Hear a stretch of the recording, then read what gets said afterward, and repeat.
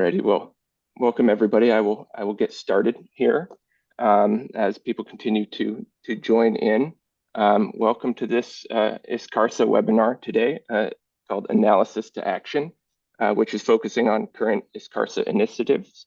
My name is Evan Spear. I'm a structural preservation engineer based in Vermont in the US and a senior engineer at Holmes US.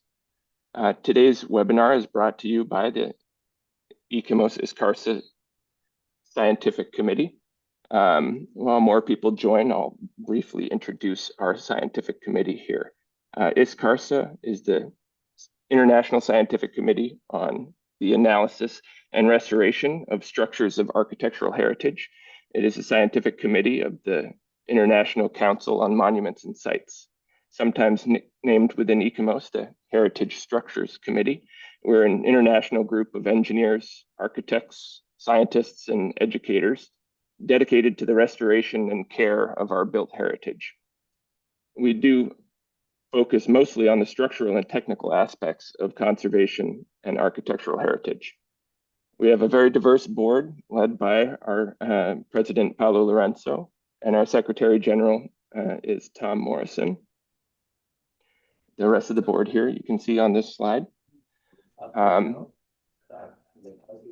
The goals of ISCARSAH, among others, are to disseminate knowledge, promote international cooperation, and organize international training programs.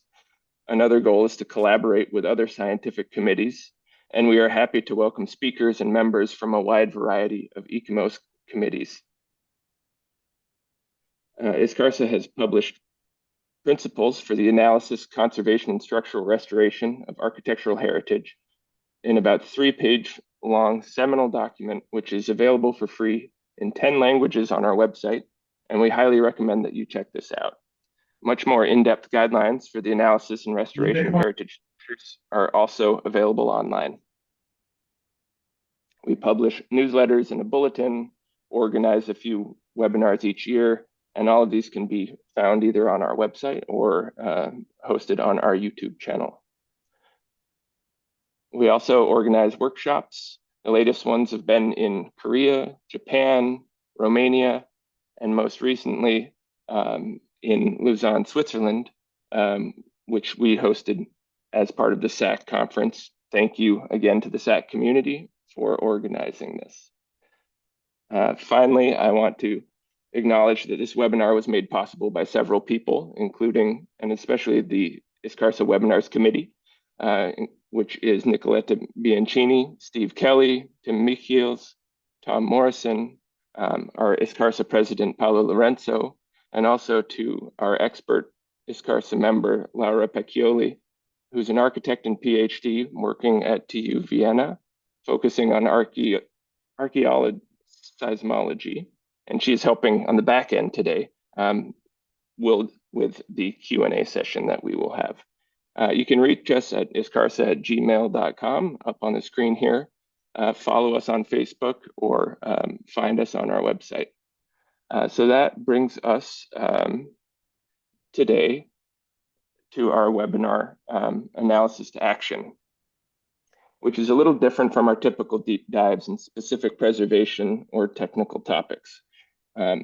ISCARSAH has achieved significant momentum in the recent years, launching working groups that have been able to engage our members to transform our collective expertise and practical advances for heritage conservation. From our 4 working groups, we're having presentations today. They'll present our current initiatives on harmonization of ISCARSAH principles with contemporary building codes, climate change impacts on heritage, lessons learned from recent project case studies, and cataloging of masonry issues worldwide. Whether you're interested in joining our team or simply in how structural engineering preserves our architectural heritage, this webinar will provide some insights into what we do and where we're headed. So on behalf of myself, my co-organizers, and the entire ISCARSAH community, we'd like to thank the speakers here today for their dedication and for sharing our work. One of our speakers, unfortunately, Filippo Cesarin, could not make it today due to some unforeseen personal matters, but he was able to record his presentation, and I'll be sharing that at the end. As always, our webinar will be followed by a Q&A session, so please drop any questions that you may have for any of the speakers into the chat, and we'll do our best to get as many answered as we have time for. I'd like to remind you that the webinar will be recorded and also available on our YouTube channel a short period after we finish today. But now it's my honor to introduce today our first speaker, Mustafa Humo. Mustafa is a freelance chartered engineer from Mostar, Bosnia and Herzegovina, with nearly 40 years experience in civil and structural design and supervision. He holds a diploma in structural engineering, a master's with a thesis on bearing capacity analysis of masonry arches, and a PhD focused on rigid macro blocks under dynamic loading. His expertise centers on historic structure restoration, with over 60 completed projects alongside experience in new construction, renewable energy, geotech design, and 20th century building repair. He's contributed to many academic publications, case studies, seminars, and regularly presents his work. Mustafa will be presenting on his working group for building codes and ISCARSAH principles, where he serves as chair. So welcome, Mustafa. The floor is yours. Hello, thank you, Evan, for your introduction, and I'm happy to share today. Sorry, 1 second.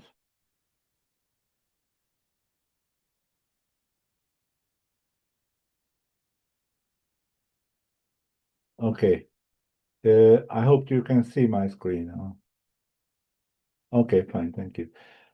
I'm really happy to share today some information about the activities of our work group. We've been active for almost 2 years now, and there is still some work to be done in the next year.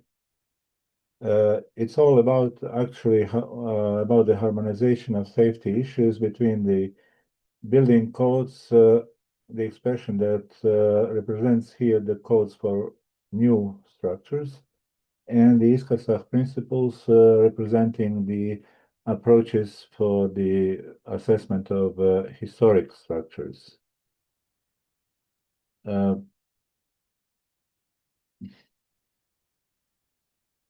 The assessment of a damaged historic structure requires anamnesis, diagnosis, therapy to a minimum extent, and monitoring. Structural analysis at different levels of complexity is needed throughout this process, which is often a cyclic process. By using various models and their calibration, we assess the safety of the historic structure against the requirements set by underlined legally binding codes. Regarding the safety aspect itself, the procedure is equivalent to the assessment of the existing structures in general. However, in the specific case of historic structures, it is necessary to keep their authenticity as well. In the next slide, you can see a few examples of damaged historic structures, and the question is what to do with them and how to keep their safety and authenticity at the same time. Well, the legally binding codes are in many countries addressed to the new structures only. Our historic structure might not meet the safety requirements set in those codes without significant intervention strengthening. On the other hand, excessive interventions often have a paramount negative impact, such as loss of the authenticity of a historic building and change of the structural system, consequently leading to different and often unpredictable behavior. Luckily, in some countries, there are legally binding regulatory documents, codes, standards, guidelines, recommendations, etc., which are addressed to existing structures in general and more specific to historic structures. These codes, these regulatory documents provide a certain relaxed approach compared to the one set for new structures. Now a bit about this relaxed approach briefly and then in more detail. The research of this workgroup on relaxation for the assessment of historic structures has focused predominantly on the seismic aspect. The other aspects are not negligible, but we needed to focus on one group. Let's say recently I discussed also about with Filippo, the other presenter, about the slenderness, which is requirement for slenderness in the codes for the new structures are very rigorous and can hardly be met with historic structures.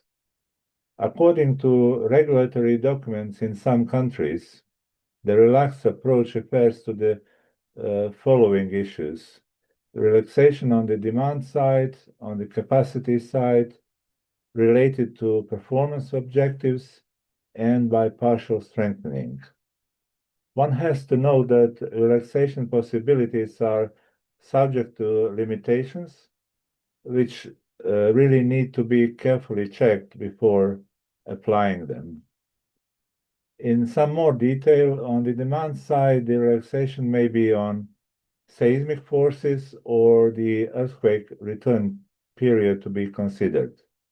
On the capacity side, the relaxation may be on the strength, for example, maximum stress, then on the deformation capacity, like permissible strain, and on the displacement capacity of the structure, like interstory or building drift or displacement. The third one is related to performance objectives.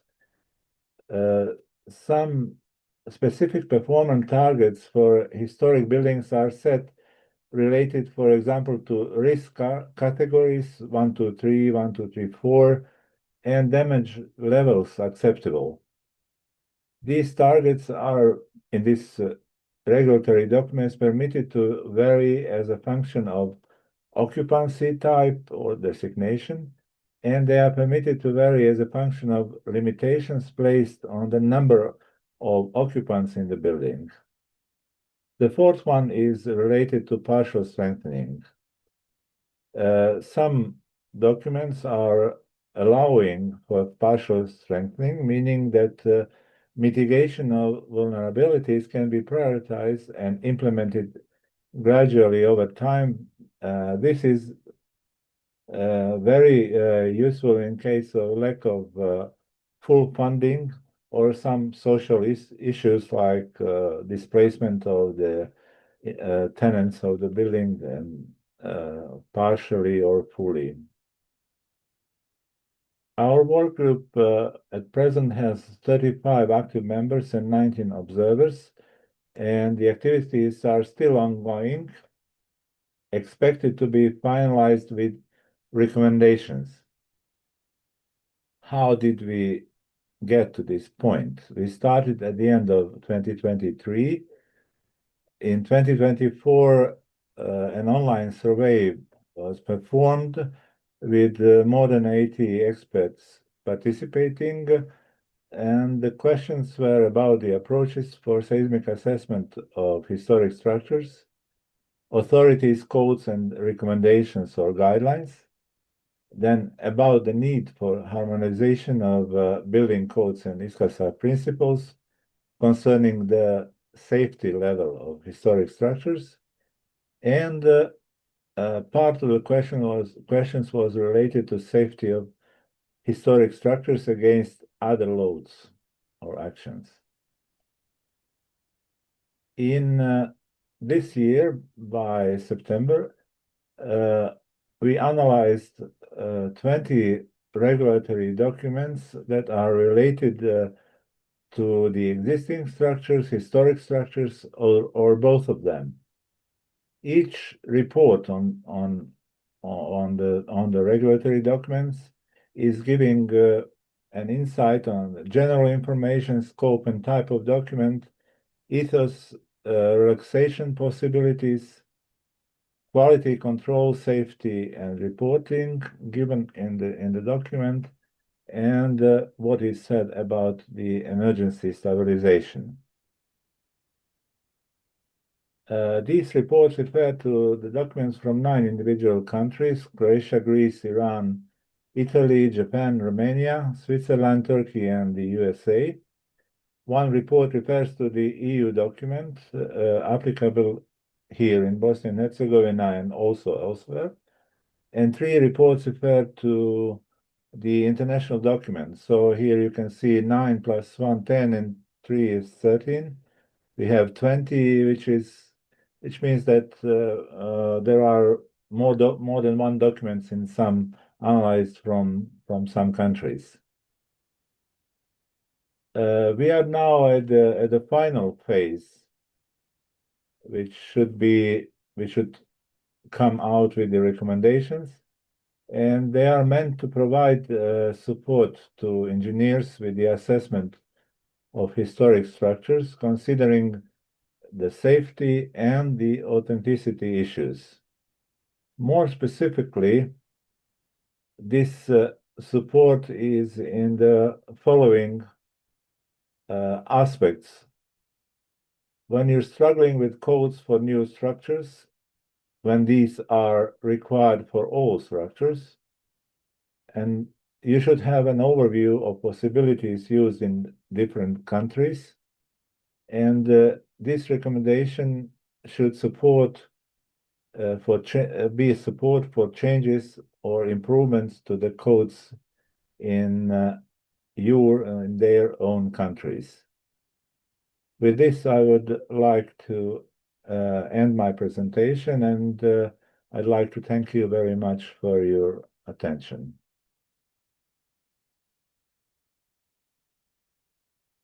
Thank you.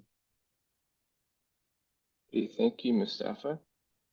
Thank you for the interesting presentation, sharing your hard work. There's a lot of different things at play, and harmonizing those to be able to find ways to incorporate how to work with these heritage structures with so many complexities that are different from new structures is great insight. So folks in the audience, please remember to drop your questions in the chat. We've got a few people taking a look at those, and we're going to synthesize questions to be able to ask all of our speakers at the end in a Q&A session. So please drop any questions you have there, and we'll try to get to them all. So that brings us to our second speaker, Rebecca Napolitano. Rebecca is an assistant professor in the Department of Architectural Engineering at Penn State University here in the US, where she directs the Heritage 3D Lab. She is a recipient of the National Science Foundation Career Award for her research at the intersection of civil engineering, computer science, and historic preservation. Her research group focuses on diagnostics and computational analysis of existing infrastructure, particularly unreinforced masonry, using machine learning and physics-based modeling to support the retrofit and adaptive reuse of historic structures. She holds a PhD from Princeton University in civil and environmental engineering. Today, Rebecca will present on the working group on climate change and adaptation, where she serves as chair. So take it away, Rebecca. Thanks Great. for Thanks presenting so today. much, Evan. And Mustafa, it was a fantastic presentation, and I think there's definitely a lot of synergy, so it might be great to actually sync up now that our working group they're kind of coming down into some conclusions. But yes, today I'm here to present on behalf of the Climate Adaptation Working Group, which is another one of the working groups as part of ISCARSAH that was started up a few years ago. I am just one of the people presenting. I'm just one of the people who worked on this project, though. It's definitely a team effort. The initiative started because we were told, as ISCARSAH, we were saying, I feel like there's enough expertise here to try and figure out how can we explore the intersection between climate change and analysis of restoration and architectural heritage. And so the goal was to try and come up with a white paper exploring this concept. And so working on this project, we have a series of people from all over the world. You can see the output of this was supposed to be a white paper, and we've finally gotten that white paper accepted. It's, you can see here, International Journal of Architectural Heritage. There's a QR code for linking to it, as well as a short link to it. But that's what I'm going to be going through for today's presentation, is this white paper that came out of this initiative. And so again, this was a really large group project across many time zones, which was a really interesting logistical hurdle. Some of the faces of the people who spent the last few years working on this project. And so again, you'll see my face here today, but know that this is work that was done by a lot of people. And so something that I want to talk about is one of the things that we kept coming back to is that there was a core challenge. Climate change is really, it's one of the most significant challenges facing the preservation of our shared cultural heritage, but there's such a dilemma. We have to balance preserving authenticity and historical integrity, as well as ensuring sustainable and low environmental impact. But then there's the equally heavy side of adaptation for safety and resilience. And so it's really a dilemma of how do we actually balance these things? And I mean, a lot of us here are familiar with these issues, but what are we fighting against? Climate-related disasters have nearly doubled in the last 2 decades with increasing frequency and severity, from flooding to droughts, tornadoes, hurricanes, wildfires, landslides. It's a problem across the globe, across climate zones. And so what we were looking at was we wanted to understand a little bit more about how do people in the field currently respond to these different events. And so one of the things that we started with was Sam Harris has a building pathology book, which I really enjoy. I use it in my classes when I teach. But he talks about a spectrum of action. And so this is kind of the foundation for our white paper, was talking about what are the different intervention ranges from minimal to highly invasive, and what are the different trade-offs that we could explore when we're asking these questions. So the first is abstention, deliberately not acting, maybe focusing on monitoring and documentation. Another action would be circumvention, not modifying the building itself, but modifying maybe the surrounding site with flood barriers or landscape management. Direct intervention, actually intervening on the building, or something as drastic as relocation, physically moving the structure to a safer location. And so there's a spectrum of action that we as engineers and architects are asked to engage with when we are trying to balance this dilemma of resilience and sustainability and preservation. And so again, what we decided to do was we wanted to try and come up with a transparent way to evaluate our options. A lot of this ends up being kind of expert knowledge, and I did this on this project and it worked here. And we were a group of largely emerging professionals. And so something that we were interested in doing was saying, okay, can we make sure that this gets codified somehow so that way we can see the process and we can learn from the process? And so we were interested in trying to structure that evaluation to get a little bit more transparency to it. Our solution, we ended up involving a multi-criteria decision analysis framework in this as our way to kind of take all of these different perspectives and try and synthesize them down into a decision in a transparent way. And again, the whole purpose was to try and create a guided dialogue and defensible decisions. So that way we can have more clear conversations with stakeholders, as well as we can make sure that we're passing on knowledge for the next generation who's trying to learn how to do all of these things. So we ended up with multi-criterion decision analysis because we were trying to figure out how do we actually navigate the complexity that we're dealing with here. And so one of the first things that we said was we had to do kind of like a hypothesis finding, or we had to define what are the alternatives. What are the different courses of action that we could take for this site given our climate change issues?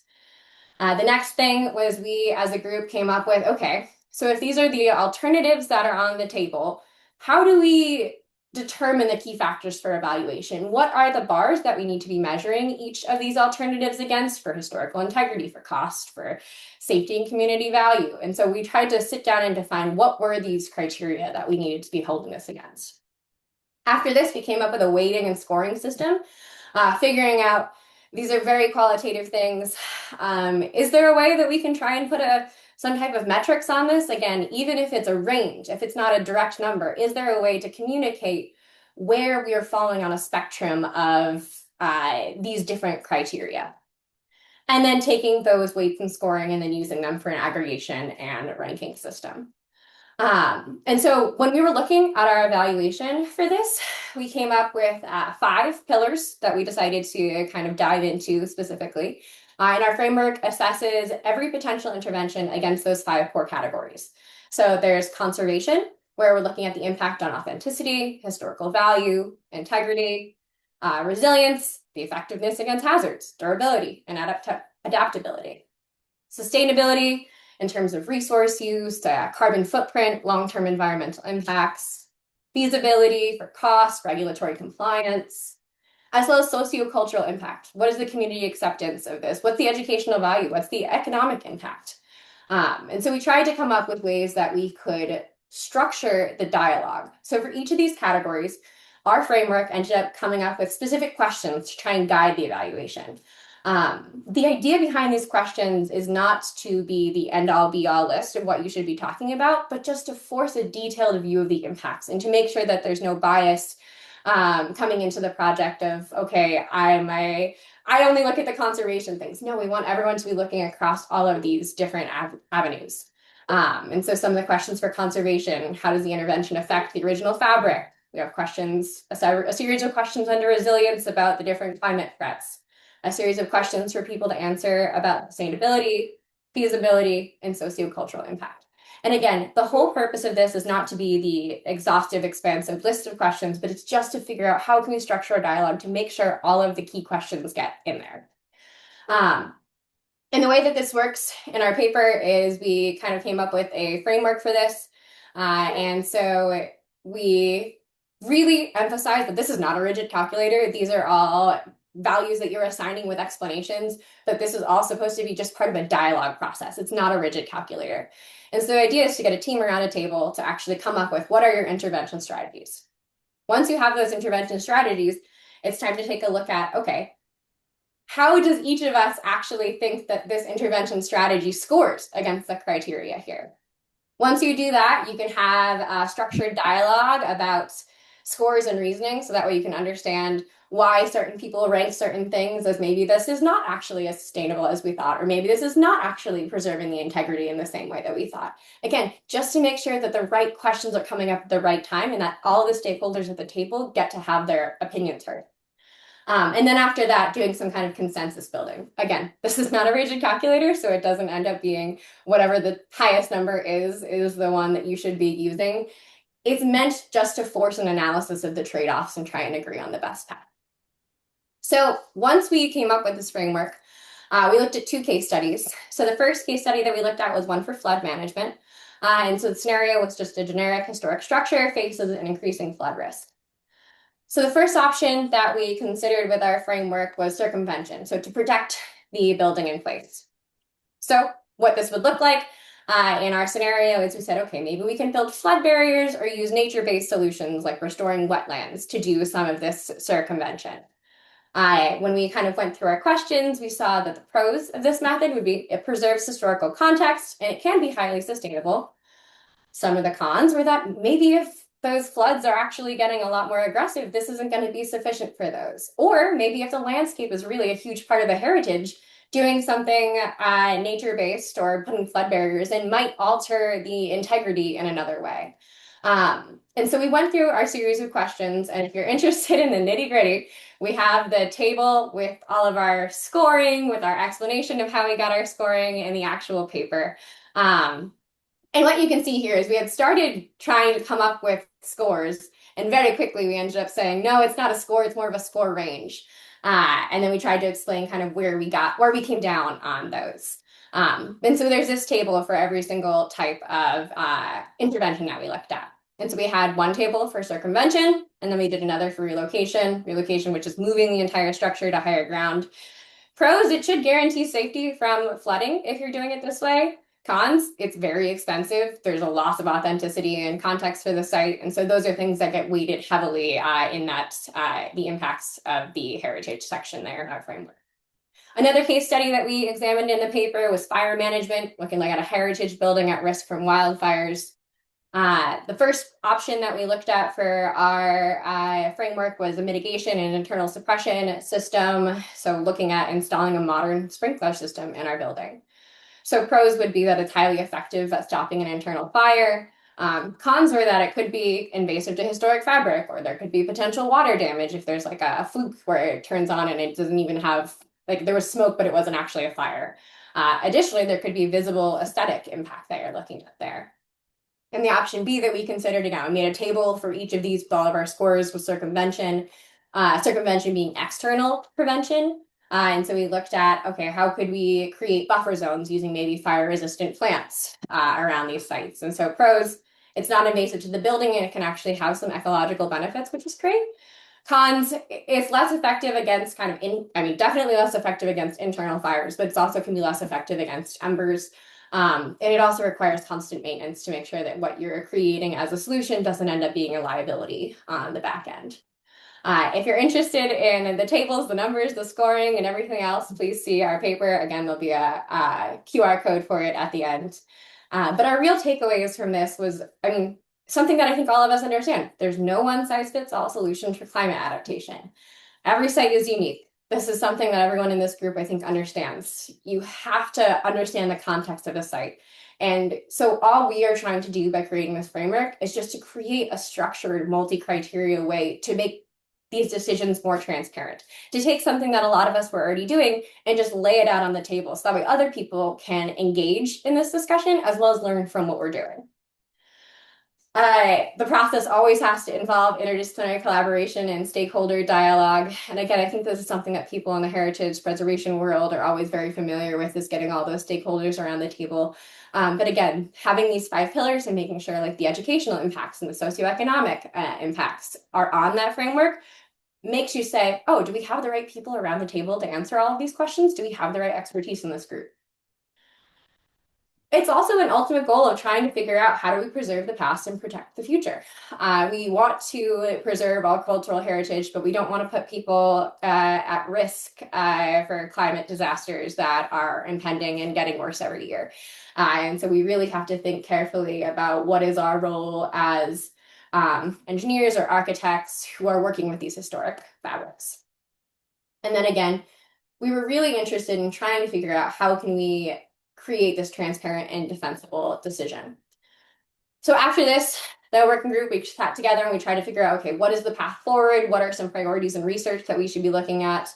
And so adaptability came up a few times, just the idea of making sure that when research is looking at different types of interventions, coming up with ways that they're flexible and reversible, which is also in the ISCARSAH guidelines. Collaboration. How can we foster partnerships between people across different spectrum? How can we make sure that dialogue is something that's consistent and terminology is something that everyone understands? Another part for research is trying to come up with new sustainable materials and monitoring technologies. This is always going to be something that's on the table. And so if you're interested in the material science side of things, I think there's a lot of room there for trying to understand how do we make more resilient materials that are also compatible with historic fabric. Policy, a lot of this always comes back to we as engineers or architects can do a lot, but there's also a limit, and we need to be figuring out how we work with people in terms of regulations and policy for what we understand as engineers actually getting into practice and getting to be the goal of what people actually are doing in the world, as well as engagement. You can't really protect heritage sites alone. This is something that has to happen as a community. You need to do capacity building, you need to do awareness building. And so more ways to try and figure out how to bring stakeholders from the community into these conversations is always going to be important. So there is the QR code for our white paper. And if you have any questions about the white paper, definitely please feel free to shoot me an email. My email's at the bottom there. But again, this was a collective effort that was put together over years by a lot of people. So a lot of people to be thankful for here. Thanks so much. Well, thank you so much, Rebecca, for sharing. Your team's important and very hard work. I like the structured dialogue to provide the guidelines and facilitate asking the right questions. That is exclusively important with climate change, but I think is more widely applicable to a lot of things that we do. So thank you for that. Please, again, anybody in the audience, please post your questions in the chat, and we'll run through and be able to pull those things into the Q&A sessions following all of the presentations. Again, we are recording the presentation, so if you aren't able to scan that QR code, you'll be able to go back in on our YouTube site and get that at a later time. And with that, let's move on to our third speaker here, Kai Vaisa. Kai is a Nepali national of Swiss origin. He obtained his Doctor of Philosophy from the Department of Archaeology, Durham University, and a Master's in Architecture from the Swiss Federal Institute of Technology in Zurich. Kai has facilitated the establishment of management systems for World Heritage sites in the Kathmandu Valley, in Lumbini and Tilarakat Kapilavastu in Nepal, along with sites in Uzbekistan, Myanmar, and India. After the 2015 Gorkha earthquake in Nepal and the 2016 Chowk earthquake in Myanmar, Kai worked to coordinate responses and rehabilitation planning. He is presently the Secretary General of the ICOMOS Scientific Committee on Risk Preparedness. So Kai will present on the working group for examples, lessons learned from recent projects where he serves as chair. And so we have a little bit of technical difficulty, so I'll be sharing this in PDF format. So apologize for the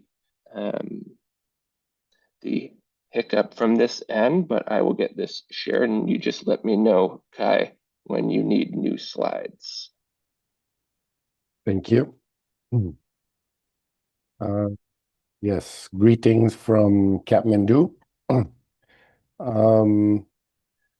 So our group focused on examples. So we were looking at sort of the practical side of things and the experience of ISCARSAH members and their projects to see what questions have been raised and how we actually would be able to link these sort of practical issues to, let's say, more theoretical approaches.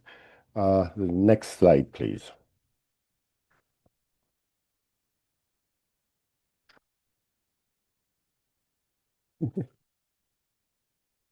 So the description of setting up this working group actually began with an understanding that we have ISCARSAH members working all over the world.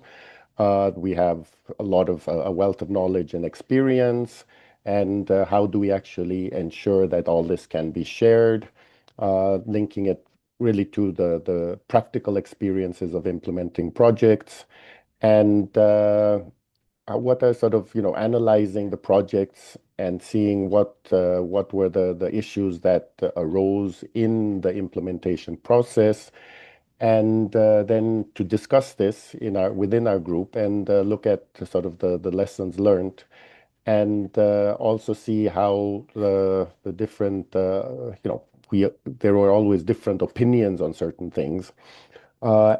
Actually, there was an additional part where I sort of tried to link these points to the ISCARSAH guidelines to see whether the guidelines actually provide solutions to the questions that were raised. So actually, I'll come back to that in this presentation. So the next slide, please. So some of the points that were raised, I mean, I posed, actually, the questions that I posed right in the beginning was sort of what were the examples of interventions, the pros and cons of these interventions, and the results of past interventions. So very often they're already previous interventions, and you can see after an earthquake what actually happened in respect to these previous interventions being tested. The discussion, for example, of anastylosis, which I was actually working in Angkor, and I wanted to raise some of these questions of approaches. Discussions on safety standards for historical structures. How is this assessed, including building codes, which again, we have a separate working group dealing with that. And it's actually very interesting because also in Nepal, we've been discussing on trying to set up these a separate code for historical buildings. So hopefully we get the recommendations and I can push on that here. Discussions on understanding traditional technology, materials, and involvement of traditional craftspeople. And this is especially important for us in Nepal after the earthquake. This was sort of one of our main focuses. And then the lessons learned, what we wanted to actually compile in connection with what we actually learned from the discussions. Next, please.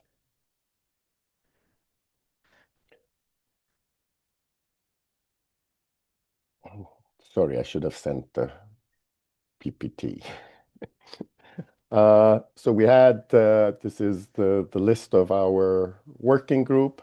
There were some who were more involved than others, but I think in each of our sessions, we had very interesting presentations and discussions.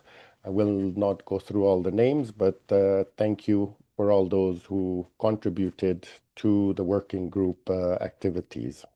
Next.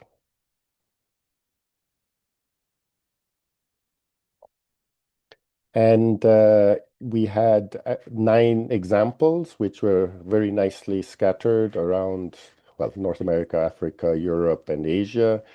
So we did have sort of a bit of a spectrum of examples, and I think some of it is also sort of related to time zones and how we can get organized online. But we really did have some very good examples from different areas. Next, please.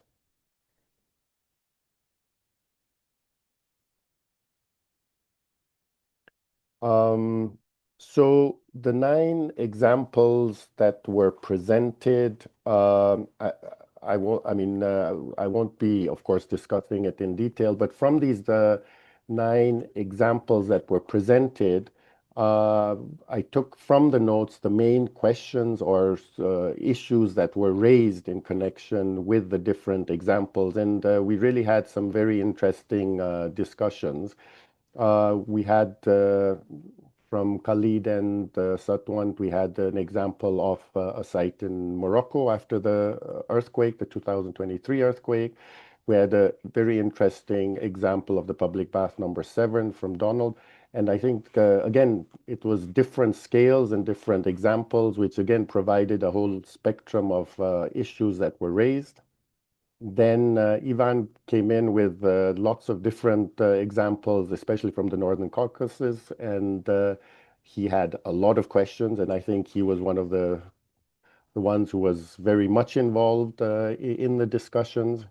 Then we had Paulo, of course, presenting on a Cathedral of Porto, and then we had Negova Castle from Slovenia, from Natasa, the restoration of a historical complex in Iran from Merdad, and then Meltem gave an example from Istanbul, and Sola discussed sort of more general restoration works in West Africa, in Nigeria, and I presented an example from Nepal. So if we look at sort of the typologies and spectrum of examples, I think we did achieve, managed to sort of raise all kinds of questions, which then I sort of try to categorize. So in the next slide, please.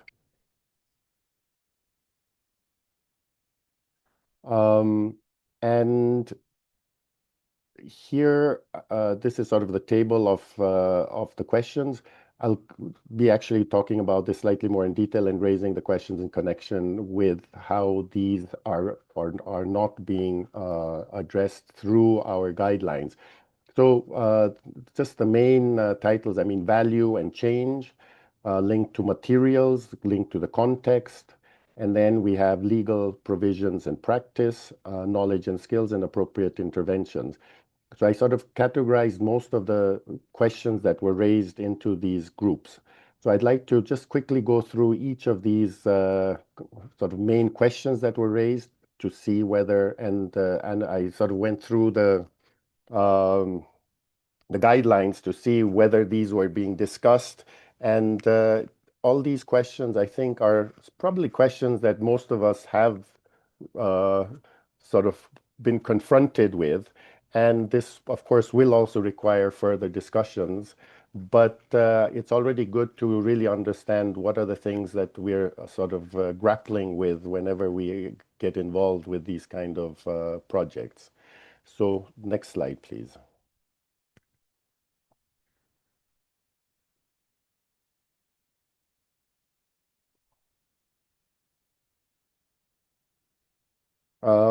And just the question was, I sort of took these and sort of analyzed it. And the question is, of course, whether the ISCARSAH guidelines should provide responses to all the questions that are raised or not. But it does show that there are certain things that are not being addressed. And the question might be, would we have to look into this in future?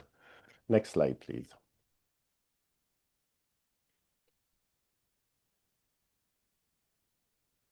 So the first set of questions were based on, in connection with values, based in interventions.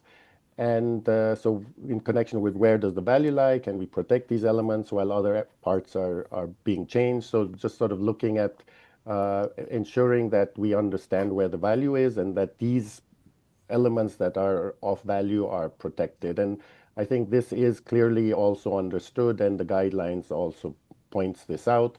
And this sort of value-based approach is something that I think all of us have understood as being important.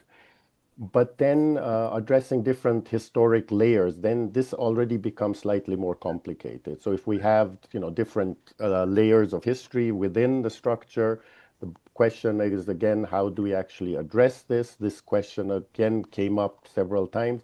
And again, these are questions that probably need to be addressed specifically in the specific case. It again is addressed, but the question is again, what would the procedure be? Like our previous presentation, I think we're looking at what would the procedure be to take these decisions, and there wouldn't be any very specific answer to this. Then the third one is restoration to wholeness. And I think here again, in certain cases, conservation versus restoration or even reconstruction. We had this especially after the earthquake, where some of these monuments are actually being used, as temples or in our case. And the communities require these to be reconstructed to its original form. And again, it's a bit of a question of how do we look at this in respect to authenticity, and when we rebuild, how do we rebuild it as it was, or then the whole question of strengthening, and then you start changing things, and where do we actually end up? And also the connection of changing functions in connection with historical monuments. And I think this is again the question of an ideal way of protecting the monument itself, but very often you lose certain other aspects. And that was the example of the bathhouse to a multifunctional space. And again, these are questions that are raised, but in many cases it would have to be resolved for that specific circumstance. Next slide, please.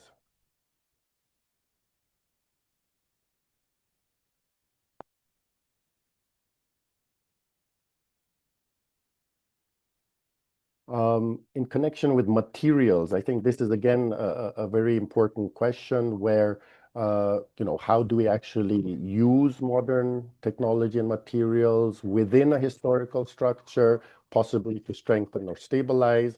And then the whole question is the compatibility between the materials and how do we actually address this? And again, in Kathmandu, and I think there were several other examples, we clearly saw that the solutions were very often to use modern technology and materials, but then to actually support the traditional structure. And where does this actually lead to? And what will be acceptable and what not? And if it's not compatible, then it actually has an impact during an earthquake. Quite a few structures actually collapsed because of the lack of compatibility between the different materials. Again, the introduction of protective elements, actually, such as additional roofs. Sometimes it's actually better to have this separate structure on top, which might not be directly connected to the historical structure. So what are the different options of introducing new elements to a historical structure? And again, compatibility of the materials used, both, of course, visually, but then also structurally, and how that actually addresses the strength and stability of a structure. And we had the compatibility issue. There have been actually numerous examples where certain interventions were not appropriate at all, even though we're actually trying to improve the stability. Next, please.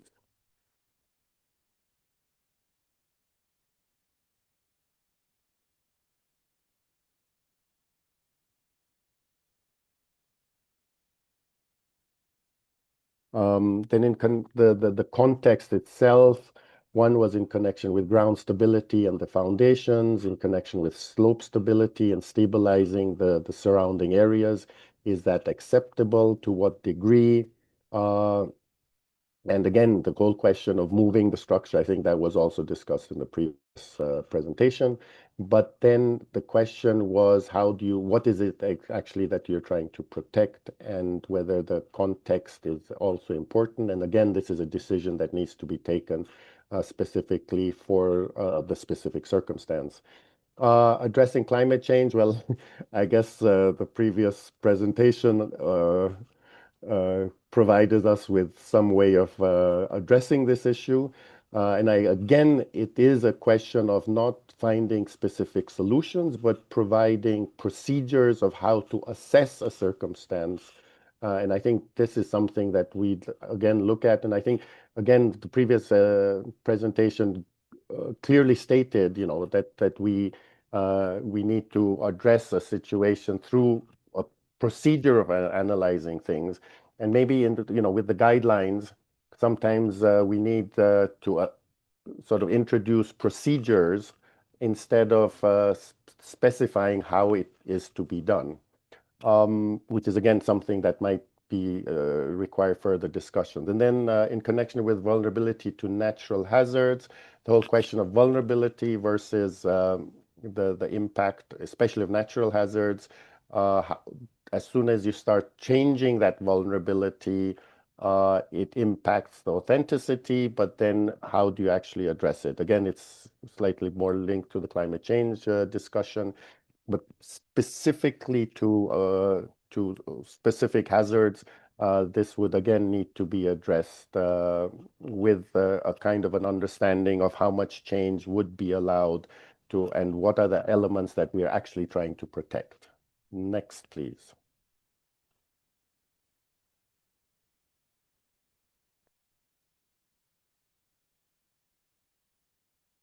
And then again, this is also linked to the previous work of the first group, and legal provisions and practice of building codes for historical structures. Again, this is very one of the issues that kept coming up, where we have to follow building codes, but they don't really reflect the requirements or the sort of the circumstances of historical buildings.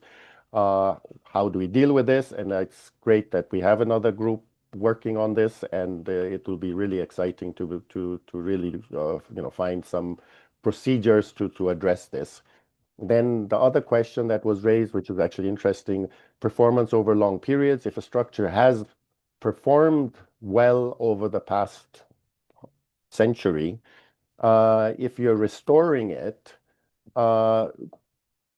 does this sort of performance in the past not be a justification for continued sort of keeping, not adding anything to the structure? Would that be a justification or not if we're not adding any extra loads or changing the structure to any degree? And I think this again links to that whole discussion of, what are the codes that we need to perform, and who takes responsibility for the performance and the risk, let's say, that we assume that there would be in these historical structures. And then how do you link this to traditional knowledge, where the traditional artisan will say, yes, it will hold, and they've been doing it over the years, and we know that certain structures have sort of survived previous earthquakes. But then how do we actually link this to legislation and justifying the structures that have survived previous earthquakes? Next, please. And then the final set of points sort of in connection with knowledge and skills. Again, this is a bit also linked to the craftsmanship and the artisans. The question of knowledge of materials, very clearly, I mean, we were looking at mud mortar. It's complicated for everyone and anyone to really understand how mud mortar functions, it seems, and also the quality of the mud mortar. So first of all, even in Kathmandu, we need to understand, we need to do much more research on that. But it seems that we are, in many other countries, we also have similar issues that have been raised in connection with really understanding the qualities of the material. And also the diversity, that, if we talk about a certain form of mud mortar, it also depends where you source the clay from, and it's constantly changing. Then the sourcing of traditional materials, very often we don't find the same quality, or it's very difficult to find the traditional materials. The whole question is, how do we actually deal with that, or how do we replace it? How do we assess these materials in respect to the new one that we might be using compared to the original materials? And also then the availability of skills of the craftspeople, again, the training. In some cases, for example, in Kathmandu, we have the traditional craftspeople who still work using the traditional knowledge. But in many places, we're actually doing conservation in a very different way, where there's a sort of a break in the tradition of traditional construction, and we go in and actually restore or conserve a structure, which is a very different approach from actually getting the traditional craftspeople to rebuild or restore the traditional structures. And the whole question of design detailing. For example, we have traditional joinery, which is again different in each of our examples in the different countries, and already trying to understand the different timber joints is again a whole research requirement in connection with how we deal with that, what kind of assumptions we take on, and how are we actually going to address that. Within each of these, of course, we have lots and lots of many discussions, and this is just sort of a summary of the things that came up. Next slide, please.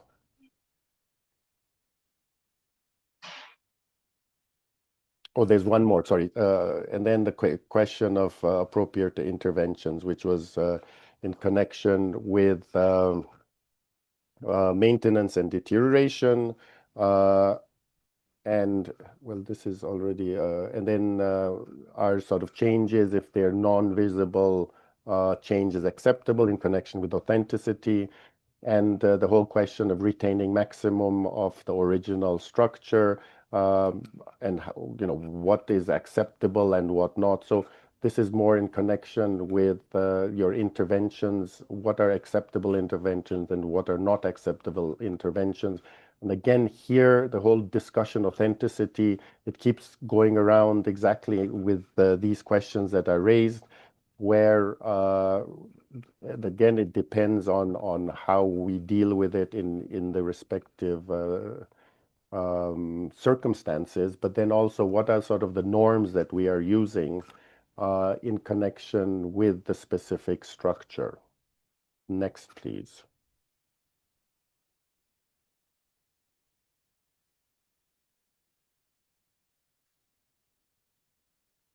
And so just in connection with, should the ISCARSAH guidelines address all these things when they're non-structural? Traditional knowledge was something that came up, which is not being really discussed here. Should it actually be included somehow?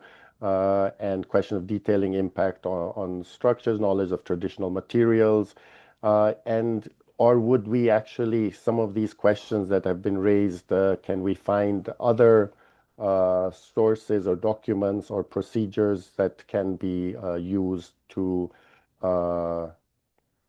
answer some of these questions that were raised. And I'd like to actually put these, I've sort of actually written a report, but I'm not quite sure how to proceed on these. We might require further discussions on what to do with these, sort of the information that has been collected. Next, I think that would be the last slide. Thank you very much. Alrighty, thank you, Kai.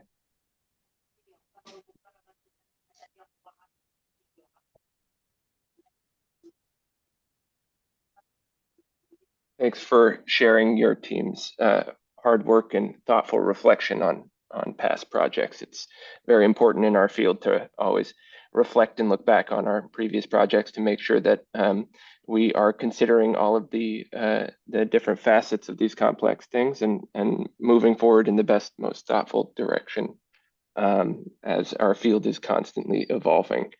Everybody in the audience, please remember to drop your questions in the chat. We're synthesizing things and hope to get to as many of them as we can.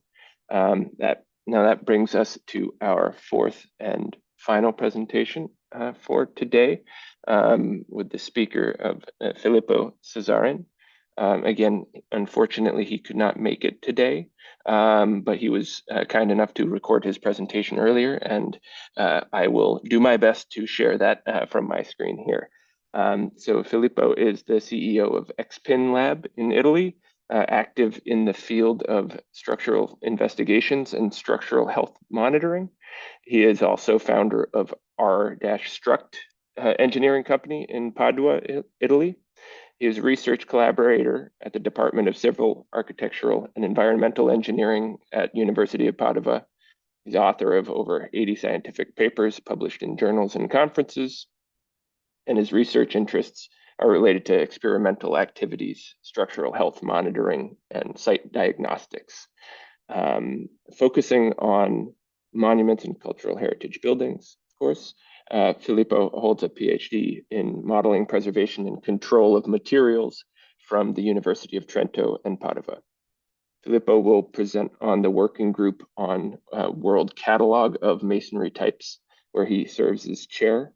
As noted before, I will bring up his presentation, and if you bear with me for one quick second, we should be able to get it going.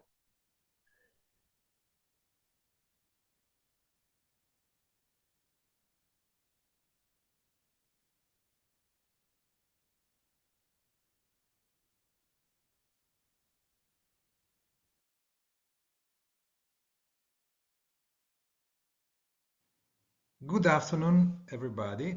I'm Filippo Casarin from the Laboratory XPin in Padova. I'm sorry for not being here with you in the video, but this is a pre-recorded video because I couldn't be with you on this day. But I hope to be clear in explaining the activities of this work group. And in any case, you can refer to me, you can write me an email, and my email it's in the ISCARSAH group or at the end of this presentation. Today we will be discussing about the work group on Masonry, and let's move to the next slide. So, as you can see from the image, Masonry buildings are widespread all over the world in both monumental and residential sites. You can see an example of the earthquake of Turkey, which happened some 2 years ago. And this is about the fact that predictive models are dramatically essential to promote preventive actions, specifically with respect to natural or man-induced hazards. Available, there are quite a lot of documents like guidelines, research projects, standards, to let's say understand a bit better Masonry, but it is noted that a systematic methodology into the recognition of even the basic aspects of Masonry is still missing in many countries. This was noticed especially by me and our laboratory when we are doing testing not just in Italy but in several other countries, in which the specific question is to assess the existing Masonry typology, in which is done the specific structure, because there are no available information from the standards of the nation. So that's due also to the fact that Masonry specific courses are not offered by colleges and universities in some areas, and the fact that being taught reinforced concrete and steel, they consider Masonry as a non-structural or a non-calculable material.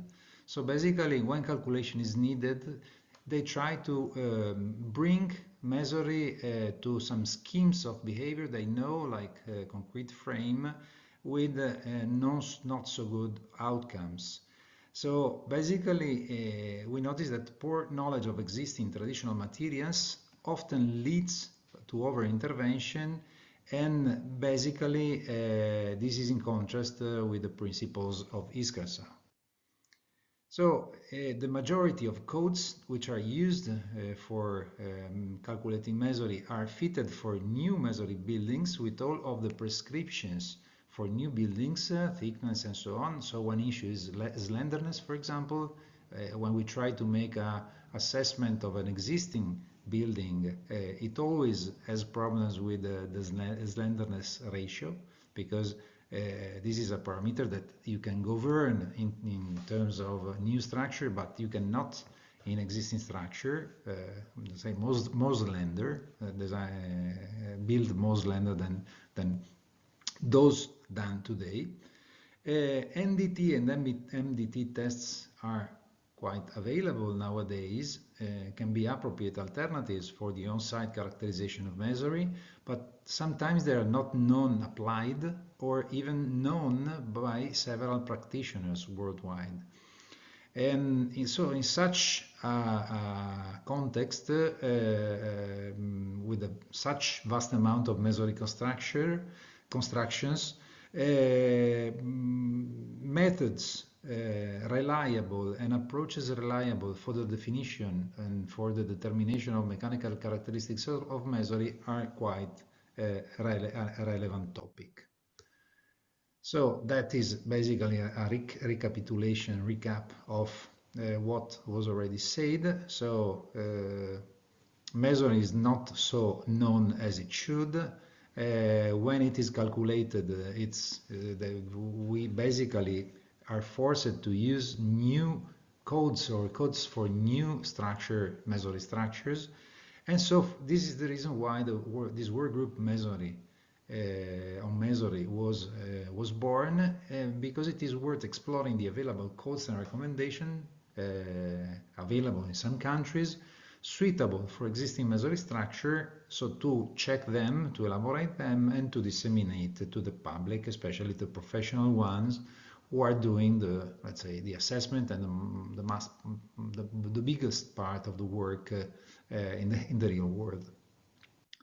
I'm very happy to have quite a lot of very valuable experts in this work group, and another chance that we have in this group is the fact that they basically are located in very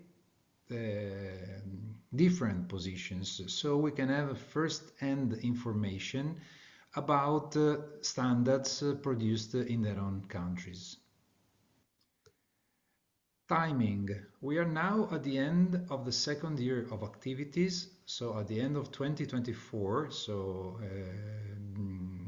the 5th of December 2024, so exactly 1 year ago, a hybrid workshop was held in Padova. In June 2025, an online meeting was held to discuss the work package 1, and the final 2025 meeting will be held in a couple of weeks on the 17th of December. So we're finishing 2025 and we're entering 2026 with an advanced stage of this document. The beginning was my personal experience and the experience of the Italian practitioners. I work as an engineer and I direct this laboratory, so we do tests, but also we assess the stability and the safety of Mesori structures. In Italy, since 2008, with an update in 2018, we have a standard considering having a specific chapter devoted to the existing Mesori structures, not only the Mesori, but all structures which are existing. And so there is a specific indication on, for example, when talking about Mesori, on the most recurrent Mesori typologies, from the weakest, rubble Mesori, erratic and irregular stones, and so on, and from a thorough investigation carried out by the universities of Italy in decades of activity, we have the possibility of having tables reporting ranges of values which are quite reliable for each typology of Mesori present, for compression, shear, Young and shear modulus, and the density. And so you can see here our specific experience. If you do test on this Mesori, then you can check that the parameter is within these tables, and then also you have a factor which is reducing with the increase in knowledge. During the end of 2024 hybrid workshop, we took, let's say, every involved person, so the most active people in the work group, presented in Padova their own experience, and it was very enriching, this opportunity, because we noticed a lot of very important and interesting experiences and standards coming from many other countries. The outcomes of this meeting was also described into the March 2025 bulletin of ISCARSAH. We had presentation from these countries, you can see in this map, and so we had the opportunity to see that in Greece the cadet standard is a great standard defining the mechanical characteristic, how to calculate basically existing Mesori structures, taking into consideration semi-empirical formulae. And also it takes into consideration the number of layers of the wall, for a one-layered wall, two-layered or three-layered wall, so increasing the let's say the fragility of the wall. We have other experiences brought by several other people involved in the work group, like Mislas from Croatia. He reported about experimental tests and the advancement that they are achieving in Zagreb with all of the within his work group, and a lot of activities and testing activities they are doing in Croatia. Then another very important piece of information came from Switzerland, where when Savvas shown the standard that they're using for both new and existing stone masonry structures, and having information depending on the shape, depending on the capacity, on the let's say the typology of units employed, on the thickness of the joints, and depending on these parameters, you can comes out with a specific mechanical capacity, and this is given already in the standards from Switzerland. A very interesting presentation was done also by Luca from Spain, Luca Pelà, applying quite a lot, quite almost statistical number of tests and less invasive tests for the definition of the mechanical characteristics of the brickwork masonry they are very rich of in Catalonia, in Barcelona especially, so it's shown very important, very interesting example of application. Ziba, a PhD student at the University of Padova, is currently doing his work, which is connected with this work group, and it's about comparison between experimental test on site, specifically flat jack, with the MQI, so the Masonry Quality Index, and results are coming. As Julian from Sri Lanka is doing the same by applying very small invasive methods like a rebound hammer on masonry, trying to compare these methods with the MQI again. Other examples, Murat shown what is going on in Turkey. Also in Turkey, tests are starting to be more consistently being done in the real world, from the professional people. And he also introduced the guidelines that they have for the assessment of the mechanical capacity of existing masonry structures. Another very consistent work is being done in Portugal in this period by the Portuguese people. Bruno Silva reported this work, which is basically at the end of this, they are at the final stage of this process to insert the mechanical characteristic in a fashion which is quite similar to the approach that we have in Italy. Finally, Arun, Professor Arun Menon from India, shown activities done in India, which is a huge country and has a lot of masonry typologies. Also here some testing was shown from the laboratory on site. Also here guidelines were introduced. As finally Yaakov from Israel shown an experimental work and a publication trying to give mechanical parameters from to the let's say the most recurrent masonry typologies in Israel. Well, basically the goal of this work group is to issue a deliverable, a text, basically a critical review on available codes and procedure for the classification and mechanical characterization of existing masonry types. These are the paragraphs in which we are, the chapters in which we are currently working. We did basically a state-of-the-art about existing codes in several countries, like we analyzed 16. It's a work done by Ziba and with contribution from the members of the work group. And now we are in an advanced stage of this document, introducing the available codes and approaches regulating the structural assessment of existing load-bearing masonry structures. Basically, the next steps, which I will be discussed in the next meeting, will be the, let's say, the combination or the comparison between the different approaches, possibly by using different testing layout from the experimental point of view, on-site and laboratory, and try to apply the available codes for make a specific comparison and try to have a, let's say, to draw some conclusion.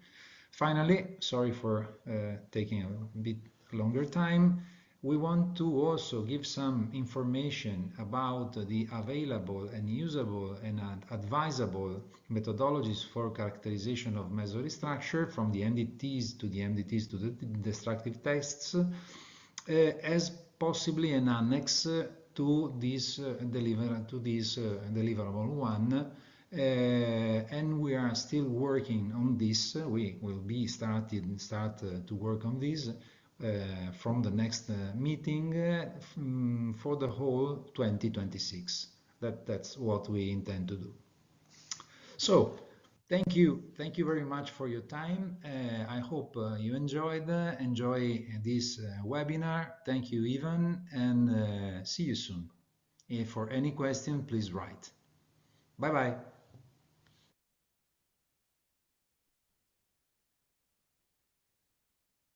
Alrighty. Thank you, Filippo, for the insight into your team's hard work making sense of such a widely variable and complex building material that we have around the globe. While Filippo couldn't join us, his close collaborator, Ilenia Serreta, has offered to field any questions on his work, close collaborator there. But if I could have all of the speakers, please join us back, turn on your videos, and we can jump into a Q&A session. We've only got some limited time here, but we'll try to squeeze in what we can. I saw one of the overarching themes is, of course, at the end of these work groups, we're all presenting the recommendations and what we are showing from this work. I know Rebecca's team had the paper, and there are some deliverables. A wide question was just, where will all of these be available, if they will be available online, the recommendations for folks who are interested from this this conversation to read a little bit deeper into your work? Maybe we could start it with Mustafa and go from there. Well, the intention is that, of course, the recommendations will be available. This should be a public document when adopted by the committee, and the recommendations should refer to the standards or codes or guidelines mentioned in the recommendations. And also, one question I saw, the reports on these regulatory documents should also be available, so that the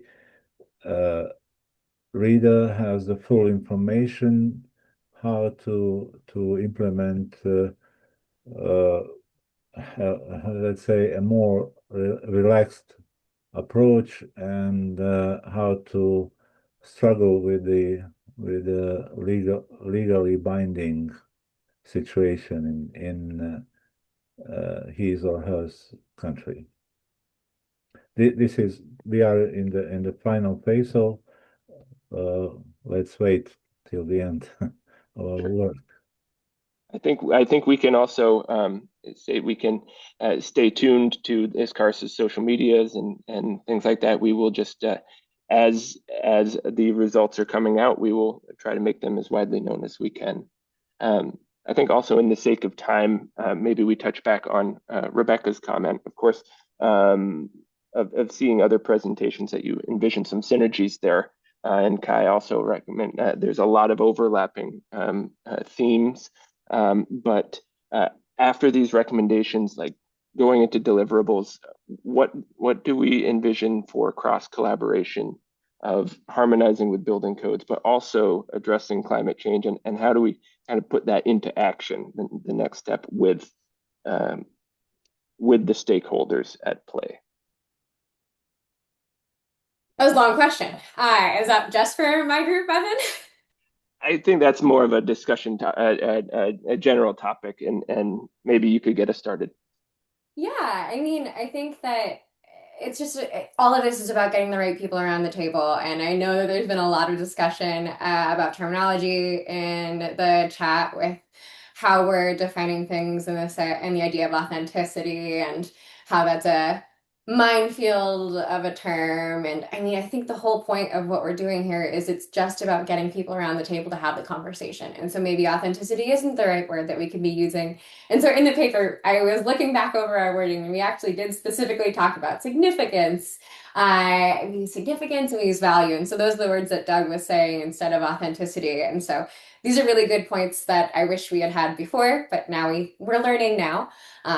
But I really do just want to emphasize that this is all about starting points of conversations and just making sure that people they ask the right questions at the right time. It's not about making a binary state. It's about getting the right stakeholders involved.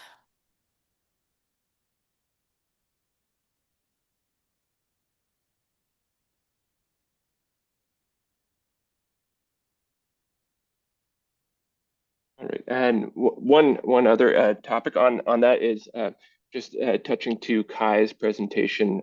Very important to discuss the issue of compatibility of previous projects and what we can learn.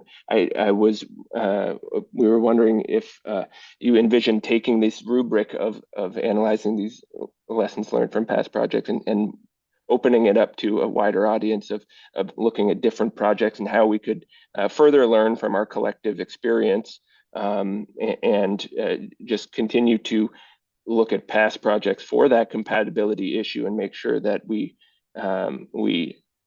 make that as widely known as we can, because oftentimes it is lost, and just being able to get that across the board. So I was just, maybe for your group, Kai, what do you envision as maybe next steps?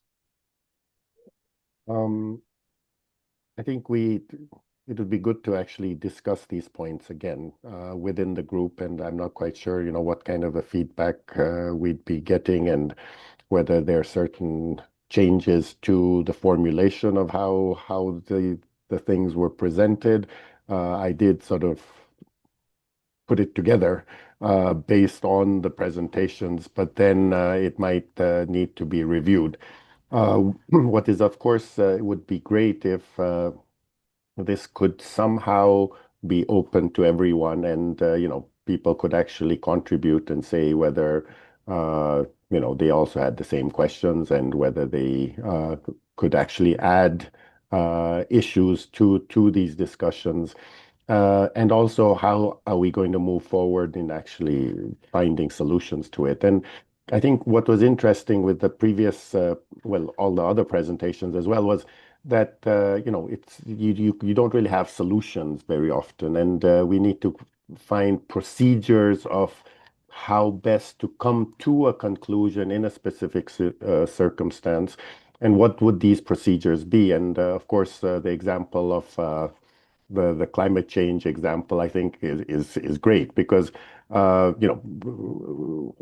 it's we have to be able to justify what we are doing, and hopefully do whatever the best possible.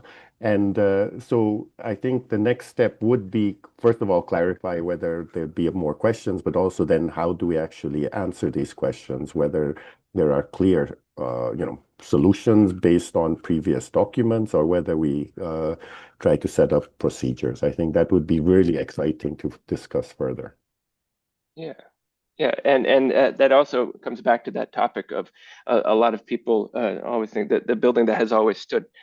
We are facing all of these new hazards that we haven't faced in the past, and we're starting to see rehabilitations and strengthening measures that have now gone through either new earthquakes and now we have this unique ability, unfortunately, with how the climate has been changing, more rapid, more larger hazards. How are these previous rehabilitations been working? And how can we really take that time? It's very important for us to study those and make sure that we're using as much information as we can to push forward in the best direction. So thank you for that, Kai. I think that is a great point. Let me see. I think there's also a plug from Doug just mentioning, especially with the places of worship and the issues of living heritage, that will also be a theme in the upcoming ICOMOS GA in Malaysia. So these topics are being continued through these organizations that we are a part of. Is just kind of mind-boggling when I'm sitting here listening to these presentations and the sheer amount of expertise and work that really goes into this organization. So I very much appreciate all of your time in bringing these presentations together. I think we are about at time here. I know that some people may have a hard stop, but I really wanted to on behalf of ISCARSAH, thank all of the speakers again for hard work in the work groups and bringing all of that to concise conclusions here. Looking forward to seeing all of the deliverables and seeing next steps of how we can all collaborate and contribute as well. So we will be jumping onto the social medias to get this recording up on YouTube, and we'll let everybody know when that is available. And we'll also do the same when the deliverables from these working groups are going out, so we can continue the discussion elsewhere. But thank you everybody for participation here, and I hope you have a great day.